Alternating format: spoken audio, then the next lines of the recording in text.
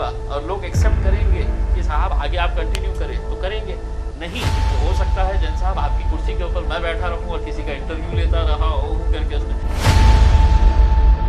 नितिन गडकरी साहब का मैं बहुत आदर करता हूँ, बहुत ही अच्छे मंत्री है और मतलब एक फोर साइटेडनेस है उनको, बहुत अच्छा काम करते हैं। सभी को प्रणाम, नमस्कार, जय हिंद, जय भारत। मेरा नाम है अमित जैन। पोलखोल मीडिया की ओर से आप सभी का हार्दिक स्वागत मैं करता हूं।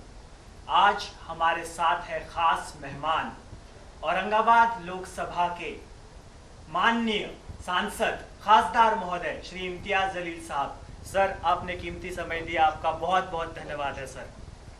दोस्तों, आज एक विशेष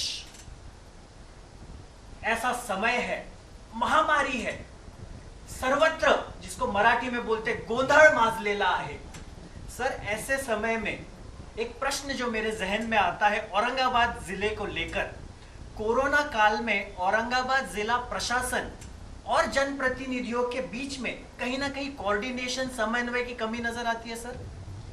नहीं, ऐसा नहीं है कि मैं समझता हूँ कि सबसे अच्छा कोऑर्डिनेशन अगर कहीं हो रहा था तो हमारे पास ही हो रहा था और हम ही लोगों ने ये तय किया था कि महज अधिकारी अपने तौर के ऊपर कुछ डिसीजंस ना ले, उसमें लोक प्रतिनिधि, क्योंकि हम भी जनता के लिए जवाबदेह रहते हैं, तो पूरे महाराष्ट्र के अंदर शायद यहीं पे एक सिस्टम चल रहा था कि जहाँ पर हर मंडे के दिन हम लोग 11 बजे मिलते हैं, जितने भी लोक प्रतिनिधि है और जितने भी अधिकारी है इस पूरे मामले को लेकर महामारी के चलते हुए, तो एक अच्छा कोऑर्डिनेशन चल रहा था। लेकिन हाँ, कुछ फैसले जो लिए जाते हैं उसके ऊपर कुछ मतभेद होते हैं, कुछ विवाद होता है, लेकिन in the interest of the public ये सब होता है। इसमें अधिकारियों की कुछ अलग सोच होती है, जनप्रतिनिधियों की कुछ अलग सोच होती है। अधिकारियों को सरकार को मद्देनज़र रखते हुए सारे फैसले लेना पड़ता है और लोक प्रतिनिधियों को लोगों का हित कायम रहेगा इसको देखकर फैसले लेना पड़ता है। तो कहीं ना कहीं कुछ बातों के ऊपर मुद्दे होते हैं, लेकिन ऐसा नहीं है कि मतलब बहुत ज़्यादा मनमुटाव होता है या बहुत ज़्यादा विवाद होता है। वो अपनी बात के ऊपर रहते हैं, हम अपनी बात के ऊपर रहते हैं। जी सर। सर, आप एक सुपर सक्सेसफुल पत्रकार रहे, आप बेबाकी से प्रत्येक विषय पर अपनी बात रखने के लिए जाने जाते रहे पत्रकारिता क्षेत्र में। आज आप एक लोक प्रतिनिधि हैं, पहले आप एमएलए रहे, आज आप खासदार हैं, तो कहीं ना कहीं संवैधानिक पद पर आने के बाद कोई ना कोई लिमिटेशंस इस प्रकार से आया है अपनी बात रखने में पत्रकारिता क्षेत्र, और आज एक संवैधानिक पद है सर। अगर आप मेरे पिछले 7 साल के सफ़र को पत्रकारिता से हटकर जब मैं राजनीति के अंदर आया हूँ, अगर आप मेरे 7 साल के सफ़र के ऊपर नज़र डालें तो कहीं पर भी वो बेबाकी ख़त्म नहीं हुई है, बल्कि और ज़्यादा पुख्ता हो गई है। मैं सच को सच बोलने की हिम्मत रखता हूँ और गलत को गलत कहने की भी ताकत रखता हूँ। यही वजह से बहुत सारे लोग मुझसे खफा भी रहते हैं, बहुत सारे लोग मुझसे नाराज़ भी रहते हैं, लेकिन मैं समझता हूँ कि आज के इस राजनीति के दौर के अंदर आप हर एक को खुश नहीं रख सकते हैं। कहीं ना कहीं आपको कुछ कड़े फैसले लेने पड़ते हैं। अब मैं जनता के हित के में मैं बात करता हूँ तो सरकार मुझसे नाराज़ हो जाती है, और सरकार की तरफ से करता हूँ तो जनता कहती है कि हमने आपको इसलिए भिजाए थे क्या कि सरकार की हाँ में हाँ डाल के है तो आप उनके सब फैसलों को कबूल करे करके। तो ये बातें होती है, लेकिन मैं डट के खड़े रहता हूँ और आज भी उतने ही पुरजोर तरीके से बोलता हूँ। अंदर के पत्रकार को, मैंने 24 साल पत्रकारिता की है, तो उस पत्रकार को अपने अंदर जिंदा रखा हूँ, इस वजह से राजनीति के अंदर चल पा रहा हूँ। अगर वो पत्रकार मेरा अंदर का ख़त्म हो जाता तो राजनीति के अंदर एक नए आदमी को सर्वाइव करना बहुत मुश्किल होता है। बिल्कुल सर, कहीं ना कहीं आपका एक सफ़र अगर देखा जाए, कई लोग हैं जो कहते हैं कि जलील साहब तकदीर के बादशाह है। एक टर्म एमएलए, उसके बाद एक महीने, दोस्तों गौर जरूर फरमाइएगा, 1 महीने से कम का वक्त मिला जो भी तैयारी करनी थी जब चुनाव आए लोकसभा के, तो उसमें इस प्रकार से आप जीत हासिल कर गए। इस प्रकार से हासिल करने के बाद आप औरंगाबाद के लिए विकास के जो मुद्दे हैं, जो आप आने वाले 3 साल 2 साल पूर्ण हो चुके हैं, और 3 साल में आप औरंगाबाद के लिए क्या क्या आपकी योजनाएं हैं, आने वाले समय में आप क्या लागू करना चाहते हैं सर? देखिए, एक चीज़ मैं साफ कर दूं कि ठीक है, पहली मर्तबा जब मैं आया था तो लोग कहते थे कि एक्सीडेंटली जीत गया है करके, लेकिन दूसरी मर्तबा मैं इसको किस्मत से ज़्यादा ये कहूँगा लोगों का विश्वास, लोगों का प्यार। क्योंकि जिस दौर के अंदर हमने देखा है कि पूरे मुल्क के अंदर नरेंद्र मोदी साहब की लहर चल रही थी, वहाँ पर लोगों ने ये नहीं देखा कि इस शख्स की जात क्या है, इसका धर्म क्या है, इसका मज़हब क्या है करके। तो कई सारे नौजवान लड़कों ने, पढ़े लिखे लोगों ने ये ना देखते हुए उन्होंने मेरे 5 साल एज एन एमएलए का जो काम था उसको सर्टिफाई करने के लिए वो मेरे साथ खड़े रहे और मुझे वोट दिया है। तो सेकंड टर्म मेरा एज एन एमपी मैं नहीं समझता हूँ वो किस्मत का है, ठीक है, किस्मत भी रही है साथ में, लेकिन लोगों का एक विश्वास भी था। और बहुत सारे लोगों ने, मैं समझता हूँ कि कई सालों के बाद औरंगाबाद की राजनीति के अंदर जाति और धर्म मायने नहीं रखा था उसके अंदर। कई सारे नॉन मुस्लिम लोगों ने, पढ़े लिखे यंगस्टर्स ने ये नहीं देखा कि इसकी कास्ट क्या है, इसका रिलीजन क्या है, और उन्होंने मुझे वोट दिया है। और मैं समझता हूँ कि वही एक ऐसा बदलाव था जो मेरे अंदर एक ऊर्जा पैदा करता है कि नहीं, लोगों ने अगर मेरे ऊपर इतना यकीन जताया है तो मैंने लोगों के लिए काम करना चाहिए। मैं समझता हूँ कि औरंगाबाद की सबसे बड़ी समस्या जो थी, जो सेल्फ क्रिएटेड प्रॉब्लम मैं कहता हूँ, वो शिवसेना और भाजपा ने तैयार की हुई एक समस्या औरंगाबाद के ऊपर जो लादी गई थी, वो औरंगाबाद के पानी का मसला है। और जिस दिन वो पानी का मसला हम ख़त्म कर देंगे, मैं समझता हूँ कि औरंगाबाद को और बहुत कुछ ज़्यादा करने की ज़रूरत नहीं है। ठीक है, डेवलपमेंट एक्टिविटीज़ के अंदर हमारा ये है कि हम टूरिज़्म को प्रमोट करना चाहते हैं, औरंगाबाद को एक इंडस्ट्रियली बहुत ही एक मेजर सेंटर बनाना चाहते हैं, क्योंकि हमारे पास रोड, रेल, एयर कनेक्टिविटी है, और जो हमारे पास 5 स्टार इंडस्ट्रियल जोन है, जो लैंड अवेलेबिलिटी है। मेरी एक ख्वाहिश ये है कि जैन साहब, आपका लड़का जो है नौकरी के लिए है, या आप खुद नौकरी के लिए है, तो किसी दूसरे शहर में जाने की सोचना नहीं चाहिए। अगर हम यहाँ पर उनको अच्छा एजुकेशन दे रहे हैं तो नौकरी भी उन्हें यहीं पर मिलना है। कोई भी माँ बाप नहीं चाहते हैं कि अपना बच्चा उनकी आंखों से दूर चले जाए करके।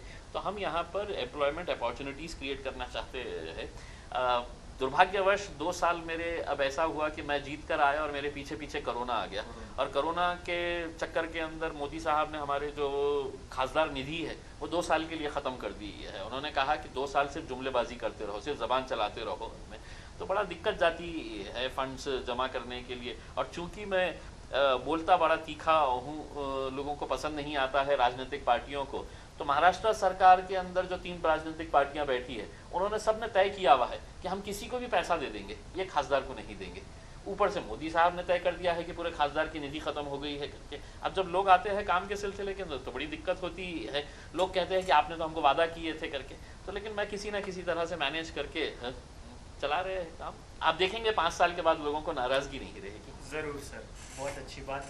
सर, आप एक ऐसे नेता हैं जो सोशल मीडिया का बखूबी इस्तेमाल करते हैं। आपकी बात social media platforms, Facebook, Twitter के माध्यम से कई आपके वीडियोस भी आते जाते रहते हैं। सर, आपने पिछले दिनों एक बहुत ही अलग प्रकार की एक मुहिम सामने लाई, जो केंद्रीय विद्यालय का जो मुद्दा था, जहां पर 10 लोगों को आपने लॉट सिस्टम के माध्यम से, जो फेसबुक लाइव पूरा औरंगाबाद शहर ही नहीं पूरा हिंदुस्तान देख रहा था। सर, ये इस प्रकार की लॉट सिस्टम करने की प्रेरणा आपको कहाँ से मिली? कई लोगों को ये पता ही नहीं था अब तक कि ऐसी कोई सिस्टम होती भी है खासदार महोदय के माध्यम से। देखिए, ये दुर्भाग्यवश ये खासदार, इसका मैं किसी के ऊपर उंगली नहीं उठाऊंगा, लेकिन इसका ये होता है कि ये 10 सीट जो है ये मैं मेरे कार्यकर्ताओं को देने के लिए रखता हूँ। कुछ लोग तो मतलब इसका व्यापार भी करते हैं इसमें, लेकिन मैं जब पहली मर्तबा जब मैं खासदार बनकर आया और मुझे ये बताया गया है कि 10 सीट्स मैं किसी को भी दे सकता हूँ, तो उस वक्त मैंने रजिस्ट्रेशन करवाया तो तकरीबन मेरे पास 180 के करीब लोगों ने रजिस्ट्रेशन किया उस 10 सीट के लिए। तो मैं ये सोचता था कि किसको इसमें से ज़रूरतमंद है करके, तो एक को देखता था तो लगता था कि यार ये वाकई में बहुत ज़रूरतमंद है, इसको मिलना चाहिए। दूसरे को देखता था तो लगता था कि नहीं यार वो तो कुछ भी नहीं है, इसको ज़रूरतमंद होना चाहिए। तो फिर मैंने तय करा कि नहीं, मैं किसी का भी प्रेशर नहीं। इतने रिकमेंडेशंस आए मेरे पास, इतने रिकमेंडेशंस, और ऐसे ऐसे लोगों के पास से रिकमेंडेशन आए कि मैं सोच रहा था कि मैं कैसा करूँगा करके। तो फिर मैंने तय किया कि नहीं, हम लकी ड्रॉ के ज़रिए उठाएंगे जिस बच्चे की किस्मत रहेगी, क्योंकि जितने भी बच्चे हैं ये 180 बच्चे ये पूरे ज़रूरतमंद है करके। तो मैं बच्चों को ही बुलाता हूँ और बच्चों के हाथ से ही चिट्ठियाँ उठाने लगाता हूँ। मुझे खुशी है, पिछले साल जिन बच्चों के चिट्ठियाँ उठे थे, अगर आप एक एक का अगर बायोडाटा देखेंगे कि उनकी भी किस्मत देखिएगा कैसा है। और मैं तो सिर्फ एक जरिया हूँ, करने वाला तो सब ऊपर वाला है कि उनको 10 बच्चों को पढ़ाने की जिम्मेदारी। एक लेडी जो है वो महानगर पालिका के सिद्धार्थ गार्डन के अंदर घास काटने का काम करती है, उसके बच्चे का लकी ड्रॉ में उठा। एक सिड़कों के अंदर एक बहुत गरीब आदमी है, वो वेल्डिंग का काम करता है, उसके बच्चे का है तो लकी ड्रॉ के अंदर उठा। तो जब एक आदमी का जब यहाँ पे लकी ड्रॉ उठा था तो वो इस तरह से फूट फूट कर रो रहा था यहाँ पर, मानो उसको मतलब मैंने क्या उसको जन्नत दे डाली है करके। तो सोचिए आप कि बच्चों को अच्छी तालीम देने के लिए, बच्चों को अच्छा एजुकेशन प्रोवाइड करने के लिए माँ बाप की जो तड़प है, तो पिछले साल मैंने किया था, इस बार भी मैंने वही सिस्टम को लगाया हूँ। बहुत सारे लोग मुझसे नाराज़ हुए कि साहब हमने आपको चुन कर दिए है, हमने आपसे इतनी उम्मीदें करी थी और आप हमारे एक बच्चे का एडमिशन नहीं करा पा रहे हैं, आप लकी ड्रॉ नहीं, हमारे बच्चे का करिए। मैं बोला नहीं, हर बच्चा मेरे लिए समान है करके। तो मैंने उनको दिया है। अभी 2 दिन पहले ही एक माँ बाप मेरे पास आए थे, वो घर में बैठे हुए थे, उन्होंने सिर्फ आके रजिस्ट्रेशन किया था और उनको यकीन नहीं हुआ था कि हमारे बच्चे का होगा क्या करके, क्योंकि उन्होंने भी देखा था कि 180, 190, 200 के करीब रजिस्ट्रेशन आए हैं करके। तो थोड़ी देर के बाद उनको उनके एक दोस्त ने फ़ोन किया अभिनंदन करके, तो बोले काहे के लिए, तो बोले तुम्हारे बच्चे का हो गया है करके, तुमने देखे नहीं क्या। तो वो महिला मुझे बता रही थी, वो बोल रही थी कि नहीं मुझे यकीन ही नहीं था कि मतलब ऐसा कोई सिस्टम होगा करके। तो वो आए अपने बच्चे के साथ यहाँ पर, इतने खुश थे वो दोनों माँ बाप, अपने बच्चे का एडमिशन हो गया है करके। तो एक ट्रांसपेरेंसी लाना, देखिए मतलब मैं जनता के प्रति ये हूँ, मैं चाहा तो ये 10 के 10 है तो मेरे कार्यकर्ताओं को दे डालूँ जी सर, लेकिन ज़रूरत किसकी है ये देखिएगा, ये सोचिएगा। हर बच्चा मैं समझता हूँ उसको ये मिलना चाहिए। मैं कोशिश कर रहा हूँ कि एक दूसरा भी केंद्रीय विद्यालय हम औरंगाबाद में लाने की कोशिश कर रहे हैं। आपकी दुआएं रही तो अगले 3 सालों के अंदर एक और केंद्रीय विद्यालय हम औरंगाबाद को लेकर आएंगे। सर बहुत अभिनंदन आपकी इस अनोखी पहल के लिए। ट्रांसपेरेंसी काफ़ी बढ़ी है इस माध्यम से। सर एक यंग और एजुकेटेड एमपी जब हमारे शहर को मिलता है, सभी की बड़ी अपेक्षाएं होती है, तरह तरह की तमन्नाएं उनकी होती है। आज तो कोरोना का समय है, तो प्रायोरिटी नंबर 1 कोरोना को भगाना, कोरोना के जो आफ्टर इफेक्ट है, म्यूकोमार्कोसिस है। इसके अलावा जो 2 प्राथमिकताएं अगर मैं आपसे जानना चाहूँ, तो औरंगाबाद शहर को लेके आप ऐसी कौन सी 2 प्राथमिकताओं के ऊपर हमारे दर्शकों को उजागर करना चाहेंगे सर? देखिए मैं समझता हूँ कि ये जो कोरोना आया है ये एक ब्लेसिंग इन डिस्गाइज है कि हम हमारी मेडिकल सुविधाओं के बारे में सिर्फ बजट के दौरान है तो भाषण बहुत अच्छा करते रहे हैं कि हम हेल्थ के ऊपर इतना करोड़ रुपया खर्च कर रहे हैं। हकीकत क्या है, ये कोरोना के पीरियड के अंदर सरकार को भी समझ में आया, जनता को भी समझ में आया कि हम कहाँ स्टैंड करते हैं करके। मैं पिछले 7 सालों से चीखता था असेंबली के अंदर, पार्लियामेंट के अंदर कि सर हमारे मेडिकल इंफ्रास्ट्रक्चर को बढ़ाइएगा करके। हमारे पास 200 बेड का एक हॉस्पिटल सैंक्शन हुआ था 2013 के अंदर।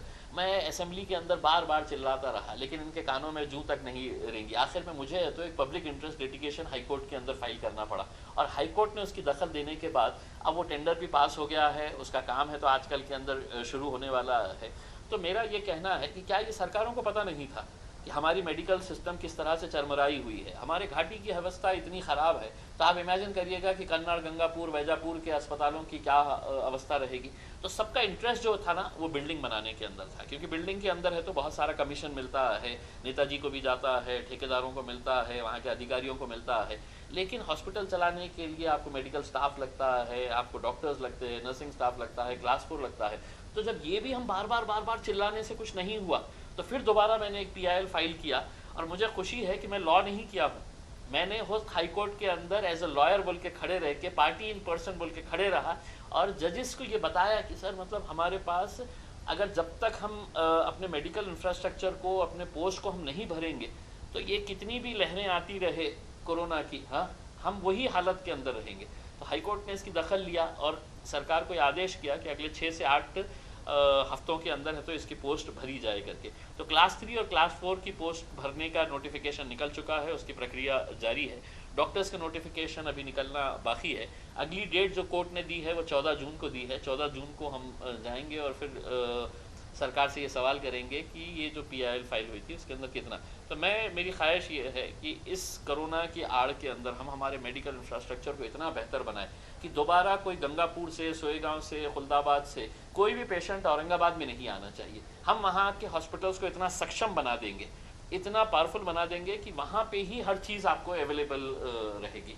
तब जाकर हमारे पास यहाँ पे जो लोड बढ़ जाता है तो उसकी वजह। और यही चीज़ मैं चाहूँगा कि दूसरे ज़िले के पेशेंट्स भी हमारे पास ना आए, अपने अपने नेताओं को पकड़े, शराफत से माने तो ठीक है, नहीं तो उनका गिरेबान पकड़े और उनसे पूछे कि तुम क्यों नहीं अस्पताल बना रहे हैं वहाँ पर। बिल्कुल सर। सर आपने हेल्थ केयर वर्कर्स का एक विषय लाया जहाँ पर बड़े सारे अपने यहाँ टैलेंटेड लोग हैं, टैलेंटेड लड़के लड़कियाँ हैं जिन्हें आज जॉब मिलेगी हेल्थ केयर सेक्टर में आपके इस याचिका के माध्यम से।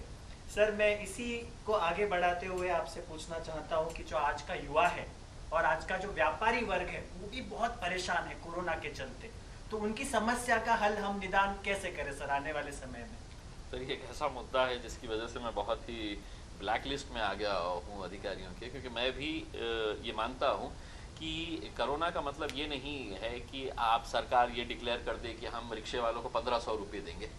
आज के इस दौर के अंदर एक फैमिली को 1500 रुपये क्या मायने रखते हैं? और आज तकरीबन 1.5-2 महीने हो गए हैं सरकार की घोषणा करके। मैंने तो चैलेंज कर रहा हूँ कि कौन से एक रिक्शे वाले को 1500 रुपये उसके अकाउंट में गए हैं मुझे बताए करके, किसी के अकाउंट में नहीं। इसीलिए हमने है तो अब ये हेल्प डेस्क स्टार्ट किया है बाहर रिक्शे वालों का, जो सरकार बोलती है कि ऑनलाइन आप सबमिट करिएगा। बाहर है तो जेरोक्स की दुकानें बंद है, कंप्यूटर्स की दुकानें बंद है, कौन से ऑटो रिक्शा वाले के पास है तो स्मार्टफोन है कि उन्हें अपने डॉक्यूमेंट्स है तो अपलोड करेगा। तो हमने अपना हेल्प डेस्क स्टार्ट किए हैं, सुबह से लेकर शाम तक। अभी मैंने उसका रिव्यू लिया हूँ, 1000 से ज़्यादा लोग हैं तो उसका रजिस्ट्रेशन यहाँ से करवा चुके हैं, टोटली फ्री। तो ये सरकार को समझना चाहिए कि आप एक तरफ लॉकडाउन कर रहे हैं, दूसरी तरफ कहते हैं कि आपने अपलोड करना चाहिए अपने डॉक्यूमेंट्स। कौन सा रिक्शा वाला पढ़ा लिखा है सरकार को? दूसरी बात यह है कि छोटे छोटे दुकानदार जो है जिनकी रोजी रोटी उसी के ऊपर चलती है कि आज मैं बाहर जाके खड़े रहूँगा, ठेला लगाऊंगा तो मेरे को 100-200 रुपये जो भी कमाऊंगा मैं उससे मेरा घर चलेगा करके। अब आप है तो ये सब बंद करके बैठे हुए हैं, तो ये लोग कहाँ से पैसा लेकर आएंगे, कहाँ से खाएंगे करके। तो मैंने खुद ने साहब मतलब अपने तौर के ऊपर ये फैसला किया हूँ कि अब 1 तारीख के दिन है तो सरकार ने खोल देना चाहिए, ज़्यादा बेहतर रहेगा। वरना लोगों के सब्र का पैमाना आप उसका इम्तिहान मत लीजिएगा करके। बहुत सब्र किए हैं लोगों ने, बहुत आपके साथ सहयोग किए हैं, इसी वजह से आज हमारे आंकड़े इतने कम हुए हैं। लेकिन अगर भूखे पेट आदमी को अगर आप बहुत ज़्यादा परेशान करेंगे और जिस दिन वो सड़क के ऊपर निकल जाएगा तो वो किसी के लिए भी अच्छी बात नहीं रहेगी। बिल्कुल सर, बिल्कुल सर। पॉलिटिक्स में आने के बाद कुछ न कुछ कंट्रोवर्सी ज़रूर किसी नेता को लेकर सामने आती रहती है।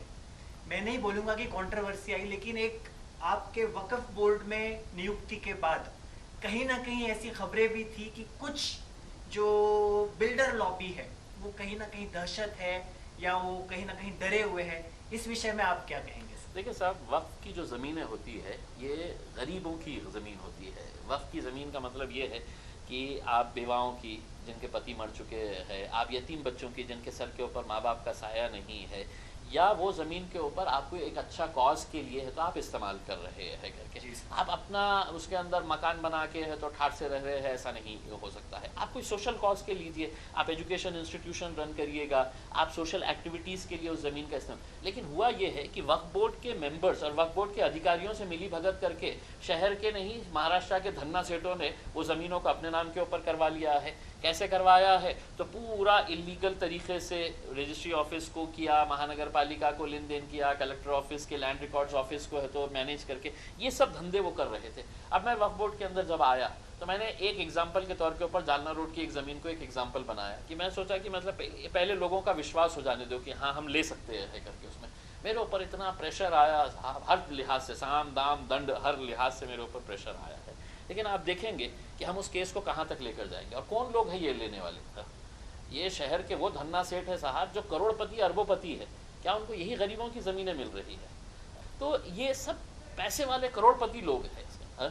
आप नहीं पनपेंगे साहब, मैं आपको बता रहा हूँ। अगर उस ज़मीन के ऊपर आप महल भी बना दे तो आप नहीं पनपेंगे, क्योंकि ये आप एग्जाम्पल देख लीजिएगा कितने सारे लोगों का कि जहाँ पर आपने गरीबों की ज़मीन हथियाई है। आप 2 पैसा तो बना लेंगे, लेकिन आगे चल के आपके साथ क्या होने वाला है इसका मैंने खुद ने देखा हूँ साहब कि मतलब ऐसी ऐसी बीमारियों के अंदर वो ये हो गए हैं कि पूरी जीवन पूंजी जो है वो अपनी ज़िंदगी बचाने के लिए चली गई है। तो अब हम कोशिश कर रहे हैं कि ये ज़मीन के ऊपर कुछ अच्छे, और देखिए मैं अगर खुद कहूँगा कि साहब ये ज़मीन हम लेंगे और हम चलाएंगे करके, नहीं, 1 इंच भी हम नहीं वो करेंगे। हमारा सिर्फ मकसद ये है कि उन ज़मीनों के ऊपर अच्छे स्कूल्स खोले जाए, अच्छे हॉस्पिटल्स खोले जाए, हॉस्टल्स खोले जाए। तो ये सब चीज़ें जो है जो लोगों के काम आ सकती है। इसमें क्या हो रहा है, शॉपिंग कॉम्प्लेक्स बना ले रहे हैं, करोड़ों रुपया ले ले रहे हैं। अब जो कॉम्प्लेक्स वहाँ पर बनाए हैं, मैंने तो कहा कि 100 करोड़ रुपया उसके ऊपर बनाए हैं। अगर उन्होंने कहेंगे कि नहीं 100 करोड़ नहीं, एक नेता ने कहा उसमें से एक ज़ीरो एक्स्ट्रा ऐड कर लिए, 10 करोड़ भी अगर आपने बनाए, उन्होंने कहा कि 10 करोड़ रुपया हमने बनाए, 10 करोड़ भी अगर आपने बनाए हैं तो महानगर आपने वक्फ बोर्ड को कितना पैसा दिए? आपको साहब सुनकर हैरानी होगी, वक्फ बोर्ड को सिर्फ महज 1.5 लाख रुपये दिया गया। जिस हमारी ज़मीन के ऊपर, जिस गरीबों की ज़मीन के ऊपर आप 10 करोड़ रुपए बनाए हैं, आप वक्फ बोर्ड को, जो मालिक है उस ज़मीन का, उसको 1.5 लाख रुपए दिए हैं। 1.5 लाख सिर्फ ऑफिशियल है, वक्फ बोर्ड के चेयरमैन, सेक्रेटरी, उनके जितने अधिकारी हैं उनको बांटने के अंदर पैसा गया है। लेकिन अब आप देखेंगे कि ये मामले सब रुकेंगे और इंशाल्लाह मैं तो बहुत सारे लोगों को अंदर भिजवाऊंगा सर। तो देखिए, कहीं ना कहीं खासदार साहब का इशारा है कि जहां इलीगैलिटी है वहां पर वे आगे बढ़ेंगे, वहां पर वे बात करेंगे, वहां पर वे कायदे कार्रवाई करेंगे, इस प्रकार का कहीं ना कहीं उनका इशारा है। सर, एक जो ऑक्सीजन सिलेंडर्स का एक विषय, गंभीर विषय है, वेंटिलेटर्स का विषय है, पीएम केयर फंड का विषय है, जग जाहिर विषय बन चुका है। कई सारी खबरें मीडिया में आती रही है। वो ऑडिट के बारे में जब उन्हें बोला गया तो अब तक की जो खबर है ऑडिट का, कहीं ना कहीं इग्नोरेंस वहां पर नजर आती है। तो इस विषय में आप क्या कहेंगे सर?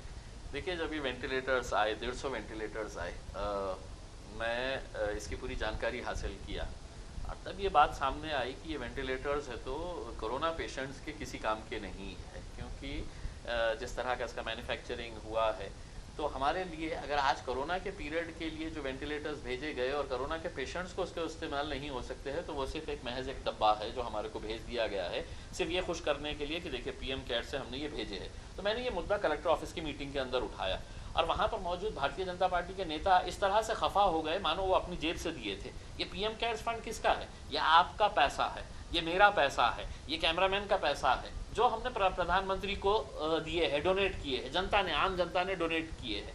वो पैसे से अगर आप भेज रहे हैं तो ये भारतीय जनता पार्टी की किसी मक्तेदारी नहीं है कि मैंने भेजा है करके। ये जनता के पैसे का जो माल था, अपने जनता। लेकिन अगर उसके अंदर अगर आप फॉल्टी पीसेस भेज रहे हैं तो कहा मेरे ऊपर इल्ज़ाम लगाने, ये राजनीति कर रहे हैं, ये गलत इल्ज़ाम कर रहे हैं। हर्षवर्धन साहब जो आरोग्य मंत्री है केंद्र में, उन्होंने कहा कि ये बिल्कुल बकवास है, ये गलत बात है करके। अब मैं आपको बताता हूँ कि कल हाईकोर्ट के अंदर है तो ये एफिडेविट ये हुआ है कि साहब 100-150 में से 115 के करीब वेंटिलेटर्स जो है वो चलने लायक नहीं है करके। तो किसी ना किसी को, इसके अंदर भी राजनीति क्या है हा? भाई सरकार किसी की भी हो, लेकिन आज आप अपनी पार्टी का समर्थन मत करिएगा। जो चीज़ गलत है तो गलत बताइए, क्योंकि आपकी आंखों के सामने, मैं तो भारतीय जनता पार्टी के उस खासदार का जिन्होंने मेरे ऊपर ये इल्ज़ाम लगाया था कि भगवान ना करे अगर आपके किसी जान पहचान के किसी रिश्तेदार को अगर ये वेंटिलेटर की ज़रूरत पड़ी और अगर आप वो वेंटिलेटर लेकर गए तो आपको एहसास होगा कि ये ख़राब वेंटिलेटर से कैसी जान जा सकती है करके। लेकिन इसका मतलब यह है कि आप गरीबों के लिए है तो सिर्फ भेज डाले हैं और हमने कुछ भी कबूल कर लेने का, और बाकी पूरे लोग प्रतिनिधियों ने खामोश बैठ के बोलना कि नहीं साहब आपने भेजा है, बहुत अच्छा है भेजे। दूसरे बोलते होंगे साहब, मैं नहीं बोलता हूँ, क्योंकि मुझे किसी का डर नहीं है, किसी का खौफ नहीं है। जनता मेरे साथ में खड़ी है तो मैं क्यों डरूँ? प्रधानमंत्री से क्यों डरूँ? मुख्यमंत्री से क्यों डरूँगा करके। आज अगर लोग मेरे साथ में खड़े रहेंगे तो मैं लोगों के बारे में बात करूँगा। बिल्कुल सर, माननीय केंद्रीय मंत्री नितिन गडकरी जी कहते हैं कि कोरोना के समय में राजनीति अलग रखकर सबने एकजुट आकर काम करना चाहिए, चाहे वो केंद्र स्तर पर हो, राज्य स्तर पर हो, शहरी स्तर पर हो। इस विषय में आप क्या कहेंगे? देखिए, बिल्कुल सही बात है। नितिन गडकरी साहब का मैं बहुत आदर करता हूँ, बहुत ही अच्छे मंत्री है और मतलब एक फोरसाइटेडनेस है उनको, बहुत अच्छा काम करते हैं। डेवलपमेंट के मामले में मैं समझता हूँ उनका हाथ कोई नहीं पकड़ सकता है। मतलब भारतीय जनता पार्टी के अंदर से मुझे अगर पूछा जाए कि सबसे अच्छा मंत्री कौन है तो मैं समझूंगा नितिन गडकरी साहब, और कोसों दूर तक दूसरे नंबर के ऊपर कोई नज़र नहीं आता है। तो नितिन गडकरी साहब ने बिल्कुल सही बात कही, लेकिन इसका मतलब ये नहीं है साहब कि मैं, समझ लीजिएगा एक उदाहरण के तौर के ऊपर, मैंने कल के दिन कोई मीडिया चैनल्स को बताया कि साहब अब 1 तारीख के दिन खुल जाना चाहिए। मैं दुकान खुलवाने के लिए जा रहा हूँ, मैं गरीबों की मदद करने के लिए जा रहा हूँ, आप मेरा साथ दीजिए। अगर आप साथ नहीं देते मुझे आदेश करिएगा कि आप मेरे सीनियर हैं, आप बोलिएगा कि नहीं हम सब साथ में जाएंगे और हम खुलवाने के लिए है तो इनकी मदद करेंगे। आप विरोध कर रहे तो फिर बहुत सारे लोगों ने उसके ऊपर कहा आता तुम्हें राजकारण करूँ ना का या मुद्दावार। अरे मैंने क्या किया? मैंने तो आम लोगों की मदद करने के लिए मैंने ये कहा कि साहब 1 तारीख के दिन आपके जो भी कंडीशंस रहेंगे वो कंडीशंस दीजिए, अरे तो दुकानें खुलवाइएगा करके। अरे कभी तो हम एक साथ एक प्लेटफॉर्म के ऊपर आए, हम भारतीय जनता पार्टी हो, सेना हो, कांग्रेस हो, राष्ट्रवादी कांग्रेस हो, और ठीक है मैं खासदार हूँ उसके अंदर, लेकिन मैं आपको ये कहना चाहता हूँ आपके माध्यम से, आप मीटिंग कॉल करिएगा कि हम व्यापारियों को कैसी सहूलत दे सकते हैं, मैं आपके पास आऊँगा, आप नेतृत्व करिएगा। लेकिन आप खामोश बैठेंगे और सिर्फ आपका काम यही रह गया है कि आप इम्तियाज जलील ने बोला है तो हर चीज़ का उसका विरोध करना, तो ये मेरे हिसाब से गलत बात है। बेबाकी से खासदार महोदय ने हमें जवाब दिए। एक आखिरी प्रश्न सर, 2023 का लोकसभा इलेक्शन आप स्वयं को कहाँ देखते हो सर? सर मैं मतलब पता नहीं है, मैं देखिए मैं एक्सीडेंटली आया हुआ हूँ सर राजनीति के अंदर, और मैंने जैसा कहा है कि मैं अंदर के पत्रकार को जिंदा रखा हूँ। अगर काम करूँगा और लोग एक्सेप्ट करेंगे कि साहब आगे आप कंटिन्यू करें तो करेंगे, नहीं तो हो सकता है जैन साहब आपकी कुर्सी के ऊपर मैं बैठा रहूं और किसी का इंटरव्यू लेता रहा हूँ करके उसमें। तो मेरा ऐसा शौक नहीं है कि मतलब मुझे मतलब नहीं राजनीति के लिए। इसीलिए आज जो लोग मुझे पसंद करते हैं तो उसमें एक तबका है जो मुझे नापसंद भी करता है, क्योंकि मैं बहुत कड़े फैसले लेता हूँ। मतलब जो गलत है तो गलत को मैं गलत कहता हूँ। तो बहुत सारे लोग कहते हैं कि साहब ऐसा क्या है, आप थोड़ा सा साथ दीजिए ना हमारे को, हमारे इसके नहीं देता हूँ मैं उसमें। जो गलत है तो मेरे लिए गलत है। अब वो लोगों को पसंद आए नापसंद आए, तो अभी लंबा सफ़र है। अगर लोग कहेंगे कि आगे चलना है आपको तो चलेंगे, अगर नहीं कहेंगे तो बोल देंगे कि फुल स्टॉप। बिल्कुल सर। सर आपका कीमती समय हमें मिला, हमारे दर्शकों को आपके विविध जो भी आपने बात रखी, आपसे क्लैरिटी काफ़ी मिली है। आने वाले समय में काफ़ी सारे मुद्दों पर आपने बेबाकी से जवाब दिए। आपका कीमती समय मिलने के लिए पोलखोल मीडिया श्री कांति कुमार जी जैन साहब की ओर से, पोलखोल ग्रुप की ओर से आपका बहुत बहुत धन्यवाद करता हूं सर। प्रणाम, नमस्कार। सभी दर्शकों को प्रणाम, नमस्कार। जय हिंद, जय भारत।